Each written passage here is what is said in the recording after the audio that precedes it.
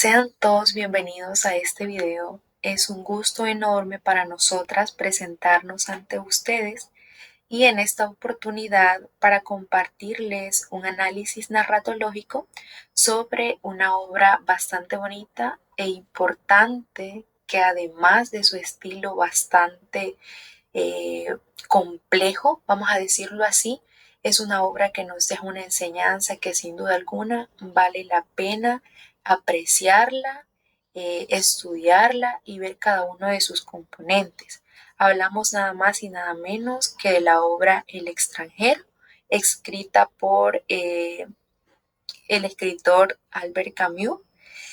Cabe recalcar que a través de este análisis vamos a explorar algunos de los elementos estructurales y estilísticos que definen esta novela, ¿verdad?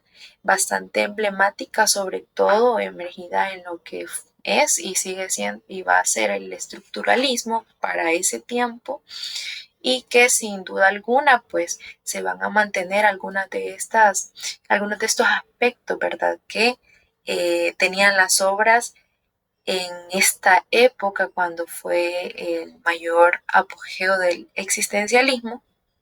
Asimismo, les pedimos que nos acompañen en este análisis.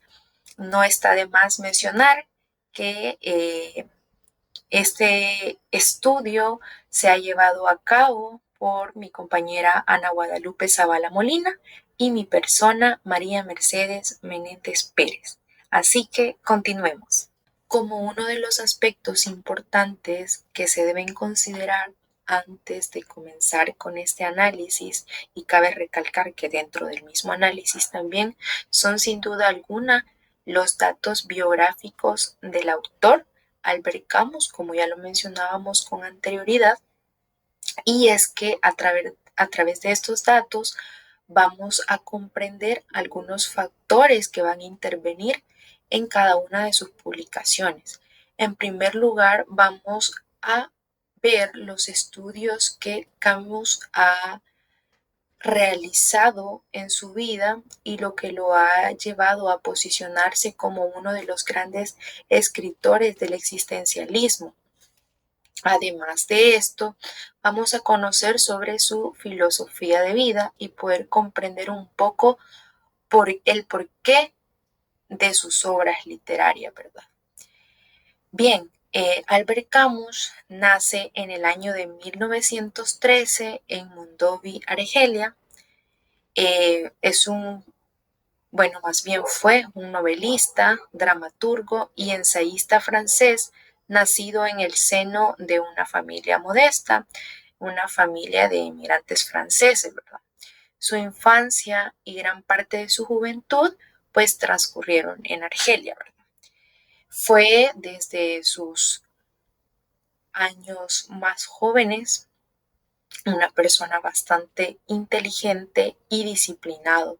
Empezó a estudiar lo que fue la filosofía en la Universidad de Argel, pues que no pudo concluir, ¿verdad? Debido a que se enfermó de tuberculosis, una enfermedad que en ese tiempo era bastante, digámoslo así, común.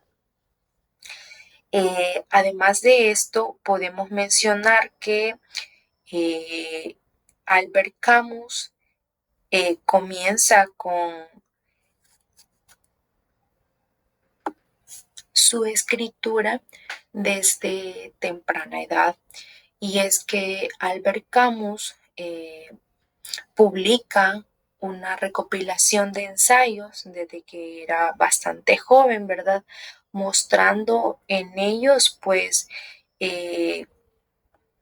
todas sus inquietudes filosóficas. Esta recopilación, que fue su primer libro, titulado El revés y el derecho, que fue publicado en el año de 1937, tenía aproximadamente entre 18 y 19 años cuando se publica, ¿verdad? Es publicado gracias a la universidad que lo apoyó, ¿verdad? Camus se une también, es válido mencionar que se une al Partido Comunista Francés, aunque pues posteriormente se distanció de él debido a desacuerdos ideológicos, ¿verdad? Ya que tenía una filosofía bastante centrada en otras raíces que más adelante se van a mencionar. Otro de los aspectos destacables en su vida es que Camus trabajó como periodista en Argelia y Francia durante la Segunda Guerra Mundial.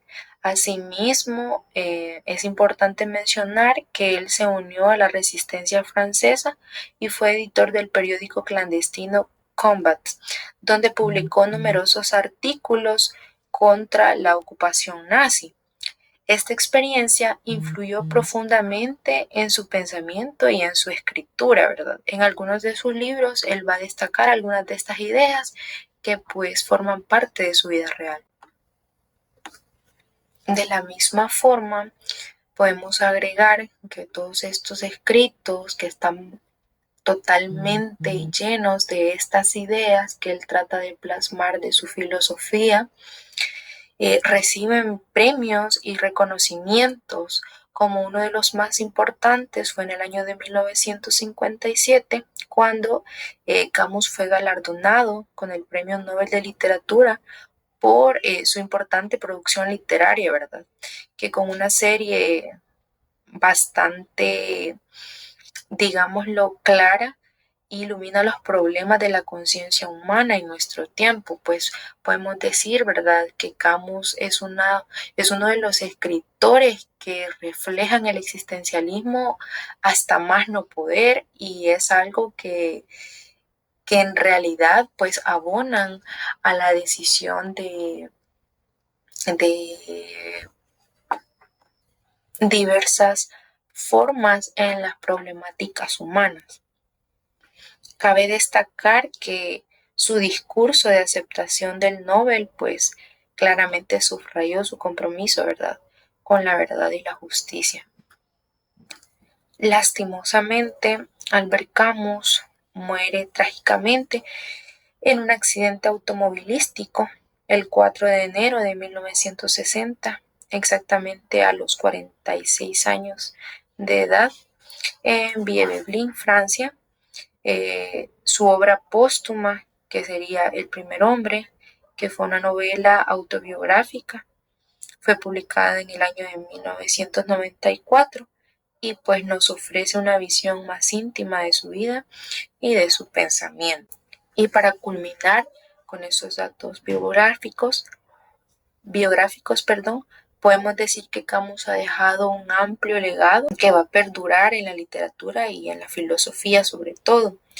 Su enfoque en el absurdo, la libertad y la moralidad continúa influyendo en escritores, filósofos y pensadores contemporáneos. Sus escritos no solo reflejan sus tiempos, sino que también ofrecen una profunda exploración de la condición humana y la búsqueda de significado en un mundo incierto. Entre sus obras más destacadas vamos a mencionar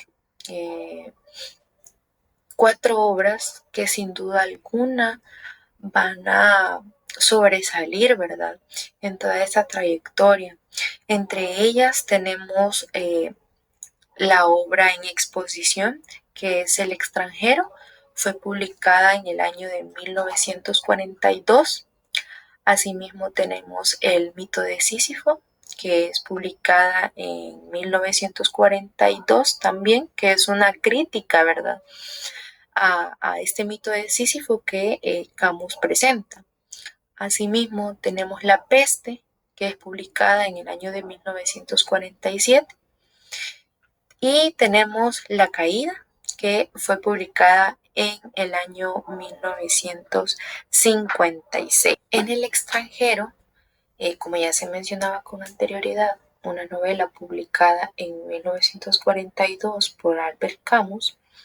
Esta obra está encuadrada en la literatura comprometida, no solo en el campo de la política, sino también enfocado en la sociología y el ser humano en particular.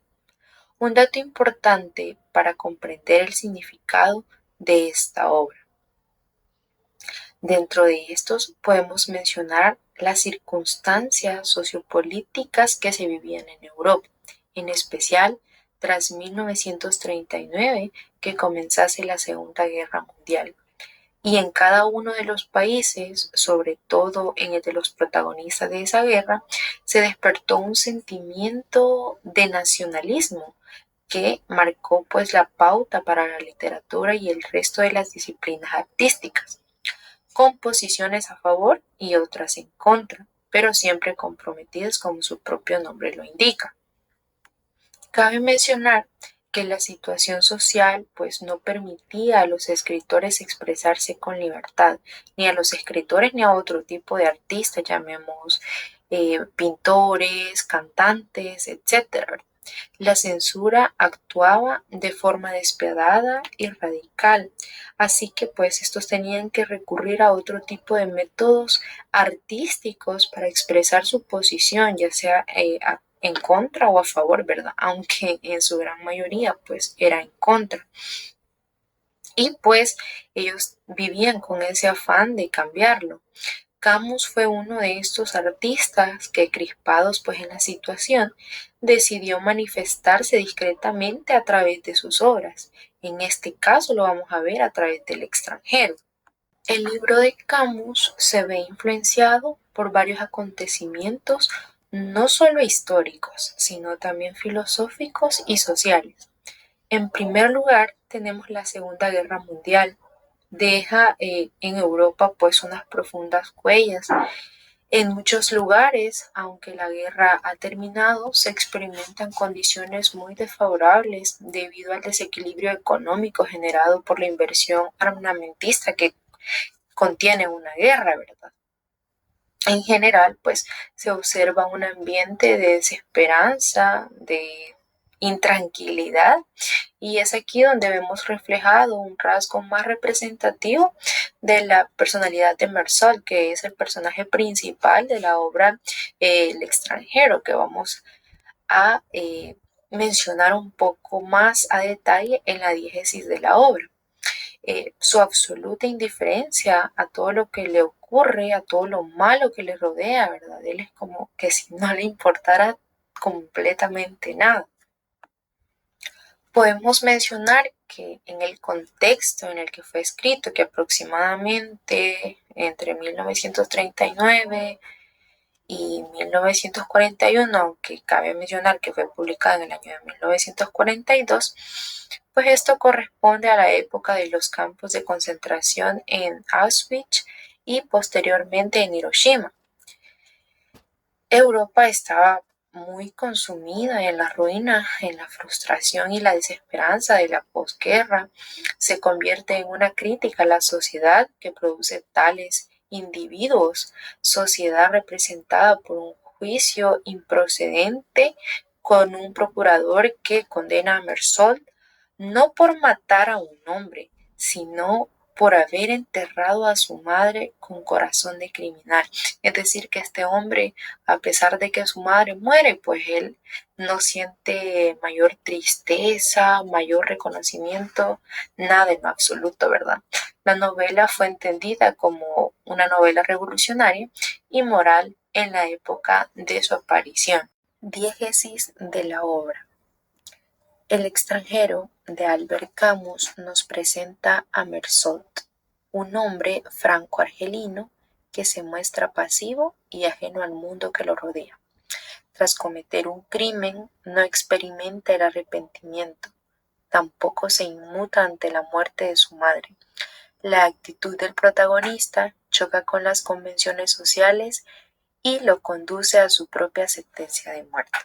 Este es un resumen bastante corto de la obra, pero pues yo voy a tratar de dar algunos detalles que no están de más. Bien, la obra comienza con Meursault, quien recibe la noticia de que su madre ha muerto. Su madre, cabe mencionar que está en un internado para ancianos, un lugar en el que pues él mismo la ha internado debido a que ya no tiene tiempo para cuidarla y pues la señora también se aburre con él, entonces él decide llevarla a este lugar. Al llegar a este internado para ancianos es recibido por el encargado del lugar, quien le comienza a comentar que pues su madre ha muerto, que lo siente mucho, empieza a darle todas las condolencias y Mersol se muestra de lo más pasivo posible, sin ninguna tristeza, sin ningún remordimiento de por qué le había ido a dejar, nada, completamente. Él está como normal, en su vida normal.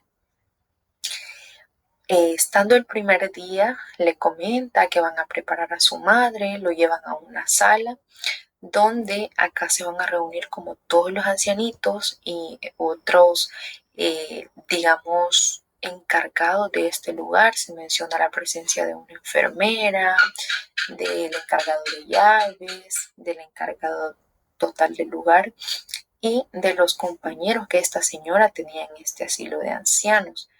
Al estar en este lugar, entre los mismos ancianos empiezan a comentar que pues el hijo como que no siente nada por su madre, ¿verdad? Porque él actúa de lo más tranquilo posible. Van al entierro de la mamá, igual le entierran y viene el encargado y le pregunta que pues por qué no llora, por qué no ha llorado a su madre. Y él simplemente le dice que no siente la necesidad de hacerlo, no siente tampoco esa tristeza por este acontecimiento. Al segundo día, desde que llegó al asilo de ancianos, él regresa de nuevo a su ciudad, donde va con sus amigos, con quienes no quiere entrar en detalles sobre lo que ha sucedido, ¿verdad? Pero sin embargo, estos comienzan a preguntarles y pues él termina contándoles. Luego de este suceso, inicia lo que sería un romance, ¿verdad? Con otro de los personajes que se mencionan en la obra, que es María. Dice que la invita en primera instancia a que vayan al cine, se la pasan bien. Posterior van a unas piscinas donde pues estos ya van con otras intenciones más que amigos, ¿verdad? Sino que empiezan a insinuarse y que pues podrían tener una relación. Cabe recalcar que en todo este tiempo que Mersol tiene esta relación con María, María siempre le pregunta que si la ama y Mersol es como que le contesta, no sé, podría ser. Creo que podría amar a cualquier mujer que me lo pregunte, es decir, como que no le importa a María en lo mínimo, así como la puede amar a ella, puede amar a cualquier otra mujer. Asimismo, dentro de la obra vamos a tener la presencia de otros personajes que van a involucrarse en otras, digamos, acciones que va a contemplar la historia. Entre ellos tenemos a Raimundo, que se va a convertir en un gran amigo de Mersol. Raimundo es un proxeneta, digámoslo así, que engañó a su esposa con un amante. Esta amante lo termina engañando y él se termina vengando de esta mujer, ¿verdad? La lastima, la pega y termina en que lo quieren meter preso, pero Mersol lo ayuda para que esto no suceda. En recompensa por esta ayuda, pues Raimundo invita a Mersol y a María a un fin de semana en la playa, y acá es donde suceden uno de los hechos más importantes de la historia. Yendo de camino a la playa junto con otros dos amigos, cuando van ya en el autobús, Raimundo y Mersol se encuentran con unos árabes que van en este mismo lugar y pues él le comienza a contar que estos árabes son amigos de la amante de Raimundo y que probablemente van a querer hacerle algo, entonces que tienen que tener muchísimo cuidado. Al llegar a la playa, Mersol, Raimundo y su otro amigo tienen aproximadamente 3 enfrentamientos con estos árabes porque estos árabes quieren vengar a su hermana matando a Raimundo, pero Marsol le impide que cometa una fechoría matándolo, ¿verdad? Entonces trata como de calmar la situación, pero el punto acá es que Marsol termina matando al árabe. Entonces en toda esta situación llega la policía, llegan los medios forenses y pues tienen que culpar a alguien por lo sucedido, ¿verdad? Y esta única persona pues tiene que ser Marsol.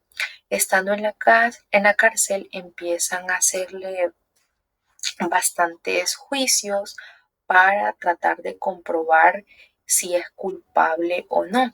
Pero algo interesante de estos juicios es que no destacan tanto el hecho de que ha matado al árabe, sino que empiezan a destacar y en base a los testimonios que todo dan acerca de Marsol, todos empiezan a contar que Marsol no sintió nada en la muerte de su madre, es decir, que no se entristeció.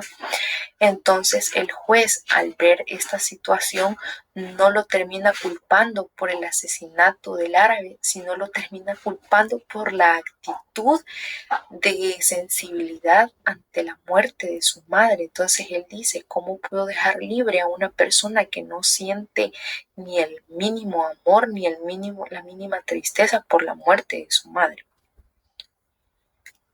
Cabe mencionar que pese a esto, y es que Marsol es culpado como culpable, como de la muerte del árabe, pero sobre todo de la actitud que tuvo con la madre, es sentenciado a la guillotina, pero a pesar de esto, él sigue pensando en lo insignificante que es la vida, en lo que pues en realidad no le importa nada de lo que suceda, si muere, si no muere, no le importa la decisión que haya tomado el juez porque simplemente él no le encuentra significado a su vida. El narrador de la historia. El narrador de esta obra pues es protagonista, ya que él es testigo de la historia, él participa de la misma, observa y describe cada cosa que hace cada uno de los personajes, ¿verdad? Pues porque convive con ellos. Y acá se han puesto dos ejemplos textuales para comprobar esta afirmación. Y dicen de la siguiente manera: el director me habló aún, pero casi no le escuchaba. Luego me dijo: supongo que usted quiere ver a su madre. Me levanté sin decir nada y él salió delante de mí. En la segunda cita dice de la siguiente manera: por tercera vez he rehusado recibir al capellán. No tengo nada que decirle, no tengo ganas de hablar. Demasiado pronto tendré que verle. En este momento me interesa escapar del engranaje, saber si lo inevitable puede ser salida. Me han cambiado de celda. Cabe también mencionar que pues el narrador es en primera persona, ¿verdad? Y a este narrador en primera persona se le llama narrador homodiegético, que en este caso es protagonista de la escena, no solamente un espectador. El conocimiento de la acción está limitado a su campo de visión, que además se trata de una sola vez. Este tipo de narración ayuda a la identificación del receptor de la obra con los hechos que se narran dentro de ella, pues es más fácil creer que algo es real si te lo cuentan en primera persona, sea verdaderamente real o no. Bien, ahora tenemos la clasificación de los personajes. En primer lugar, tenemos a Marsol, que es el personaje principal y es un personaje redondo. Marsol es el protagonista principal de la historia. Vive pensando que las cosas ocurren porque sí, porque en algún momento tienen que suceder. Es una persona a la que solo le importan los beneficios propios, sincero pero la tez insensible. Además de eso, no se preocupa para nada por lo que puedan sentir los demás. Se dice que es un personaje redondo, puesto que él aparece en cada una de las acciones de la obra, ¿verdad? Él no deja de aparecer en la historia, no solamente aparece momentáneamente, sino aparece en completo. Luego tenemos a María. María es la novia de Mersault y este es un personaje secundario y es llano, ¿verdad? Llano porque no aparece en todas las escenas de la obra, sino solamente en algunas. María, una joven que vive enamorada de Mersault y está dispuesta a casarse con él, aunque pues este no la quiere. Luego tenemos a Raimundo, que es el vecino de Mersault, también es un personaje secundario y llano, porque de igual manera no aparece en todas las acciones de la obra. Raimundo es un hombre mujeriego, bajo, con anchos hombros y nariz de boxeador, tal cual se menciona en la obra. Aunque es un tanto extraño, viste correctamente, lo que no hace a su forma de pensar y de actuar, ¿verdad? Porque como les mencionaba anteriormente, él es un prosoneta y pues sus acciones no son las más ejemplares que podamos decir. Luego tenemos a Salamano, que es otro de los vecinos de Mersault, también es un personaje secundario y llano.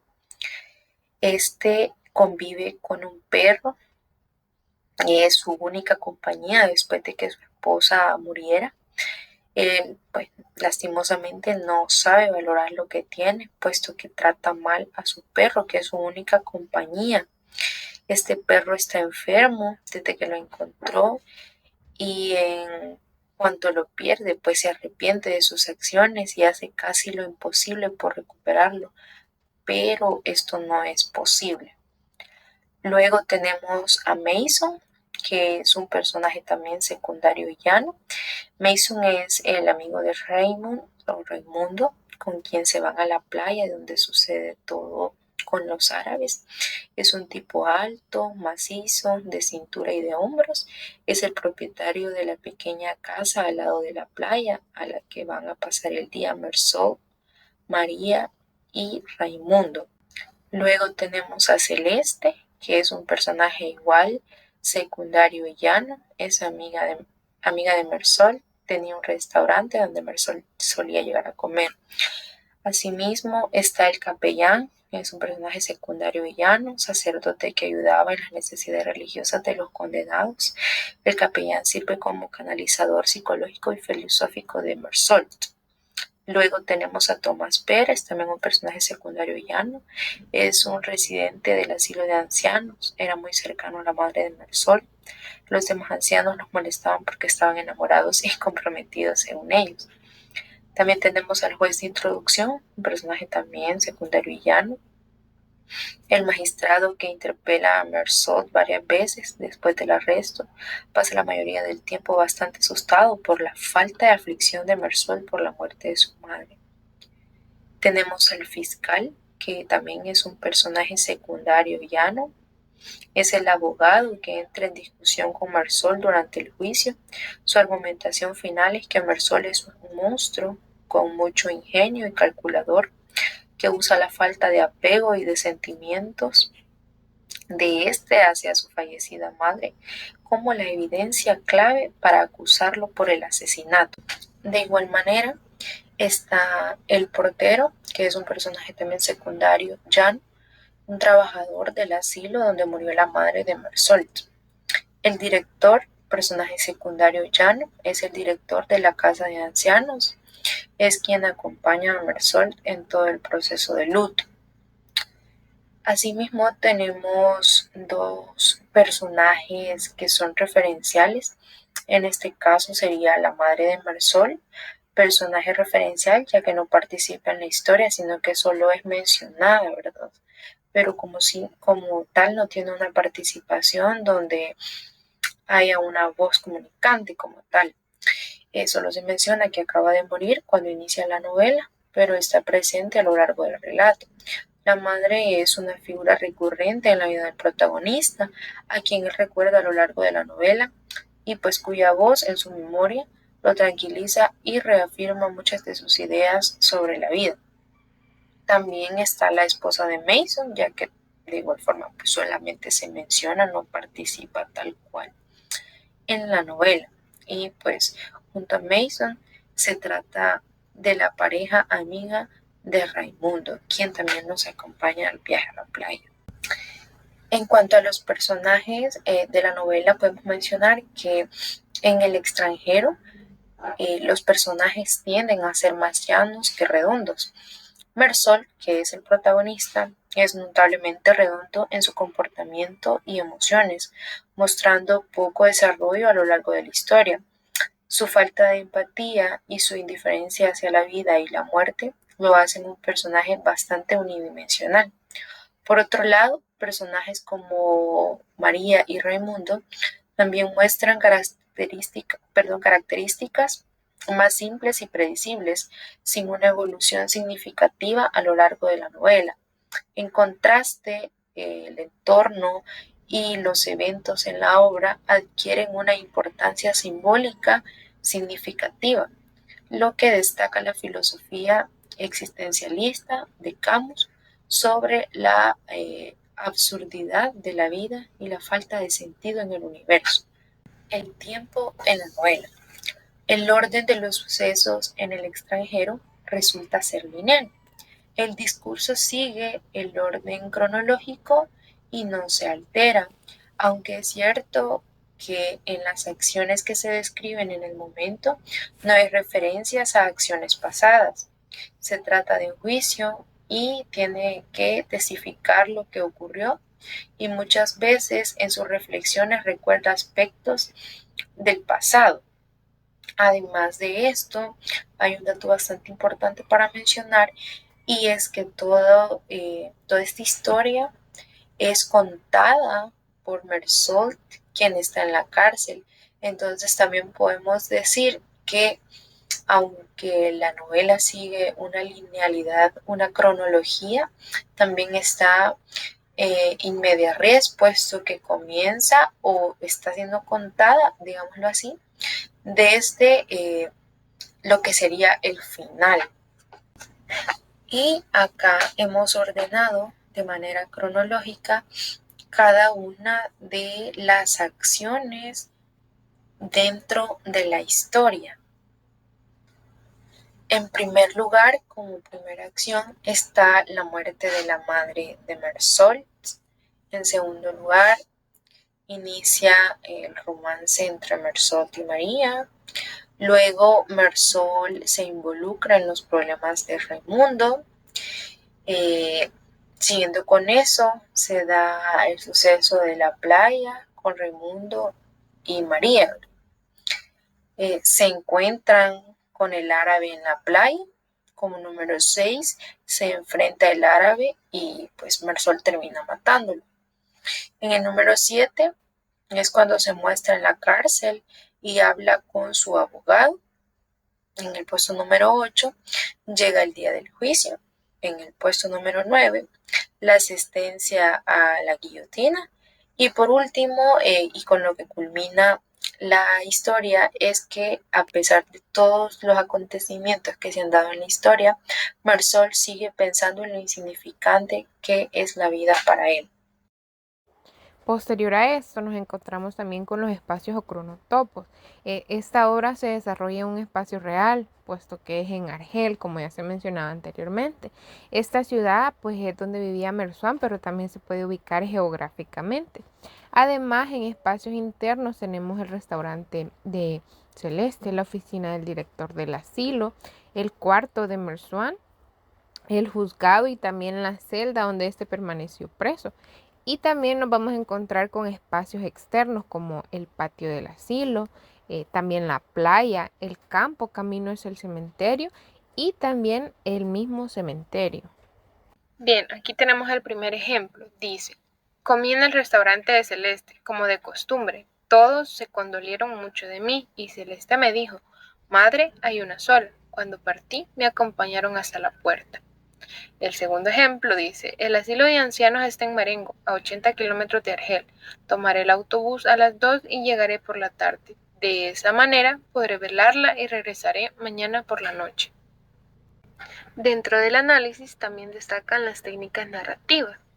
En El extranjero de Albert Camus se destacan varias técnicas, tales como el uso del narrador en primera persona, esto con el fin de ofrecer una visión un poco más íntima de la mente del protagonista. Y tenemos el ejemplo, después me estrechó la mano y la retuvo tanto tiempo que yo no sabía cómo retirarla. También tenemos el uso de un monólogo interior, es decir, lo que se transmite o lo que dice un personaje estando solo. Tenemos el ejemplo. Al fin y al cabo, no tenía por qué excusarme, más bien le correspondía al presentarme las condolencias, pero lo hará sin duda pasado mañana, cuando me vea de luto. Esto evidenciado en la página 4. Así también dentro de estas técnicas narrativas se destaca la estructura de una narrativa lineal, es decir, que sigue los eventos en un orden cronológico. Como parte de estas también tenemos la analepsis, es decir, cuando en un pasaje narrativo se produce una retrospectiva o una recuperación de un acontecimiento pasado. En este ejemplo se evidencia pues la analepsis. Y tenemos, mamá decía a menudo que nunca se es completamente desgraciado. Yo le daba la razón en la cárcel cuando el cielo se coloreaba y un nuevo día deslizábase en la celda, porque también hubiera podido oír pasos y mi corazón habría podido estallar. También nos encontramos con un estilo de escritura claro y diferente que enfatiza la alienación y la absurdidad de la existencia humana. Albert Camus emplea la repetición de ciertas frases y la simbología para transmitir temas existenciales y también filosóficos. Y tenemos los siguientes ejemplos. Quizá no estaba seguro de lo que me interesaba realmente, pero en todo caso estaba completamente seguro de lo que no me interesaba. Y, justamente, lo que él me decía no me interesaba. El siguiente ejemplo dice, desde que uno debe morir, es evidente que no importa cómo ni cuándo. Por otra parte, dentro de la corriente teórica en la que se sustenta la obra, tenemos que El extranjero puede considerarse existencialista. Se sabe que el autor fue un representante de la literatura existencialista, por lo tanto, su obra pues también va a estar cargada de estas características. Sobre el existencialismo, un autor llamado Reizábal, en 1998, la describe de la siguiente manera. El existencialismo plantea la angustia en que se encuentra la impresibilidad, el desamparo, el absurdo de la existencia humana. Dentro de esta línea también tenemos que dentro de este mismo existencialismo, en la novela literaria, se presenta el existencialista agnóstico, ya que para Mersenne la rutina de su vida es lo único que le agrada. También juzga mucho a la sociedad como un extranjero, ya que él se siente como una persona ajena al resto, es decir, un personaje que ve la vida de manera relativa, sin darle pues tanta importancia, y es bastante insensible, indiferente y sincero. Por ejemplo, desde el comienzo de la novela vemos el ejemplo donde dice, hoy ha muerto mamá, o quizás ayer, no lo sé. También tenemos el siguiente ejemplo. María vino a buscarme por la tarde y me preguntó si quería casarme con ella. Dije que me era indiferente y que podríamos hacerlo si lo quería. Entonces quiso saber si la amaba. Contesté, como ya lo había hecho otra vez, que no significaba nada, pero que sin duda no la amaba. Dicho lo anterior y aplicándolo a la novela, tenemos a un personaje como Mersenne, a quien las convenciones de la vida o las convenciones sociales le parecen pues absurdas y mira todo desde un punto atípico, es decir, sin sentido.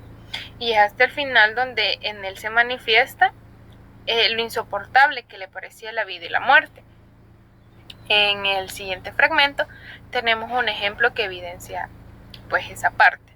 Y dice, ni siquiera estaba seguro de estar vivo, puesto que vivía como un muerto.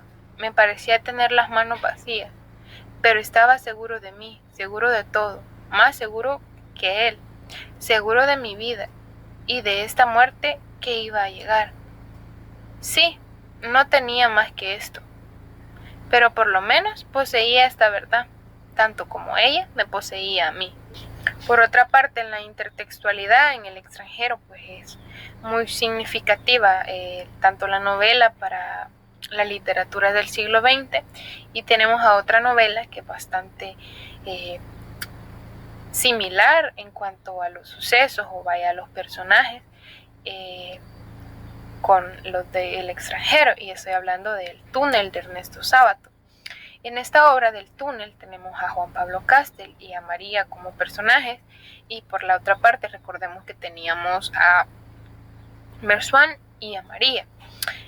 Ambas mujeres son llamadas del mismo nombre. Recordemos que en el túnel nos habla de Juan Pablo Castel, que se sumerge en un estado de paranoia y obsesión, sintiéndose pues bastante alienado de los demás debido a su visión distorsionada pues de la realidad.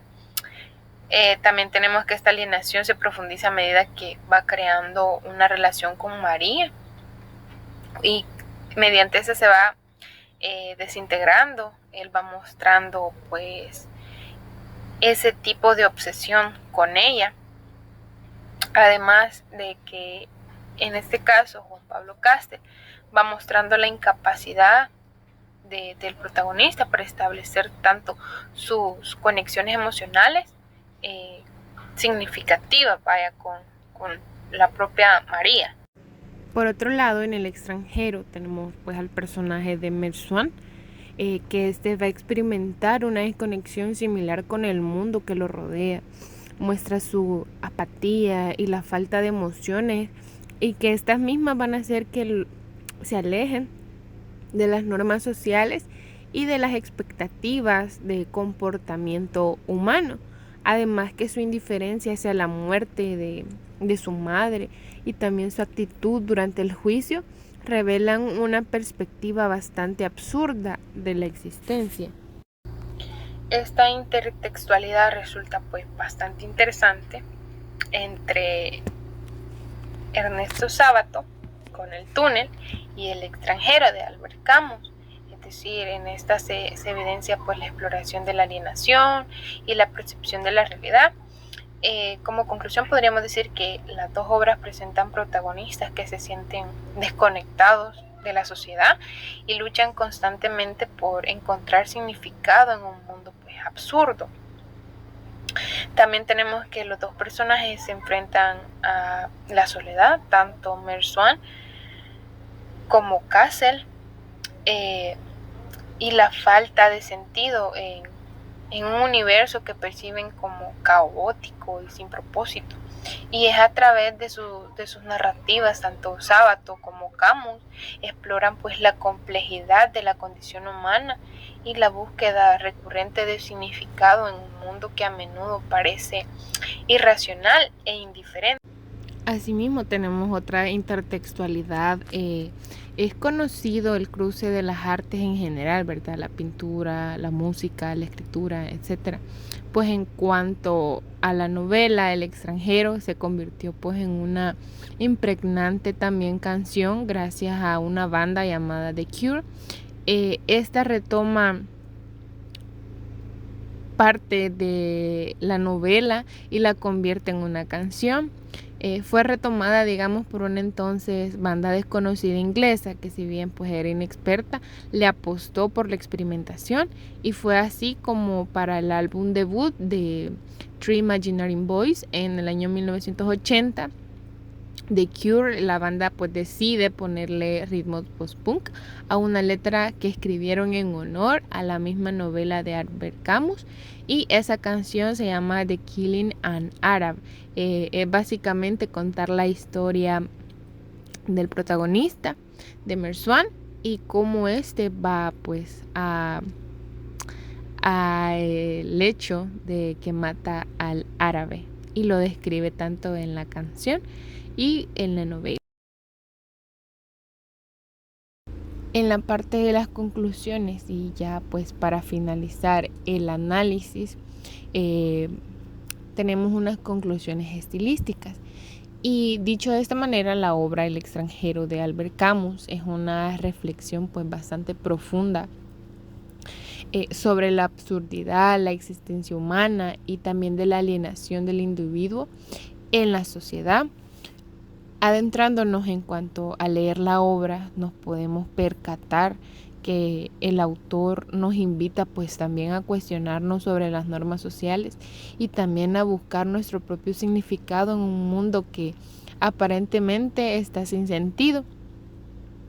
Asimismo, la indiferencia del protagonista, o sea, en este caso de Merswan, hacia la moral convencional nos lleva a nosotros como lectores a reflexionar sobre la autenticidad y la libertad individual. Y en última instancia podríamos decir que esta obra nos deja con la pregunta de si podemos encontrarle sentido en un mundo absurdo o si debemos crear pues nuestros propios significados en medio del caos. Y ya pues para finalizar, solo resta concluir con esta parte del análisis y decir muchas gracias por su atención y esperamos hayan aprendido mucho sobre la obra El extranjero de Albert